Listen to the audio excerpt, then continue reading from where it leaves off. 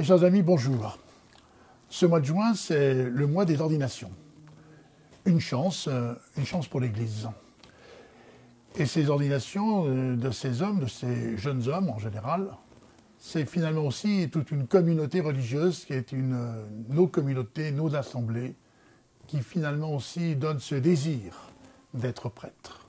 Au fond, les communautés relaient l'appel de l'Esprit.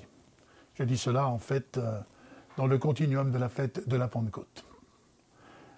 Alors comme prêtre, eh bien, je voudrais vous partager simplement finalement d'abord ma joie de l'être, et puis de vous exprimer à partir finalement d'une rencontre. C'était à l'hôpital. Un homme à l'hôpital particulier, puisque c'est un centre anticancéreux, le centre Léon Bérard à Lyon. C'était un soir, un homme l'infirmière est là, et lui dit, voilà, moi j'en peux plus, je suis vraiment dans une situation très très difficile sur un plan psychologique, appelez-moi le psychiatre.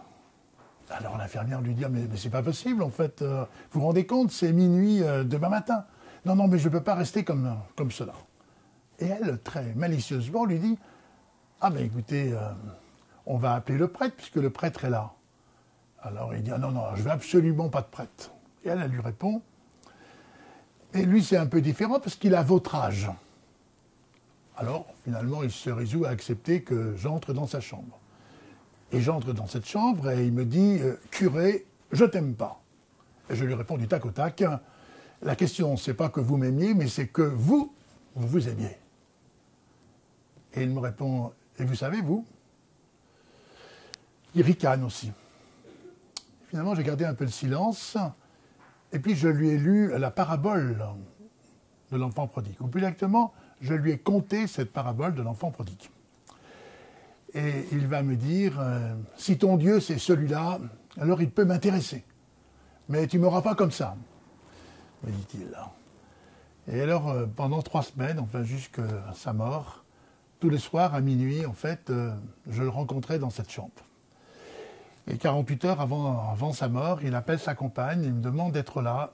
Et il dit à sa compagne, eh bien voilà, je vais demander à Bernard, en fait, pour mon adieu, qu'il lise la parabole de l'enfant prodigue.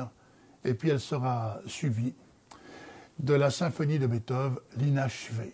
Au fond, cet homme avait compris que dans l'inachevé de sa vie, eh bien, c'est Dieu qui allait poursuivre. Au fond, n'est-ce pas cela aussi témoigner de notre vocation baptismale, témoigner aussi de notre vocation de prêtre, de rappeler que l'homme est véritablement l'espérance de Dieu et qu'il parachève par ce qu'il nous offre une vie constamment nouvelle.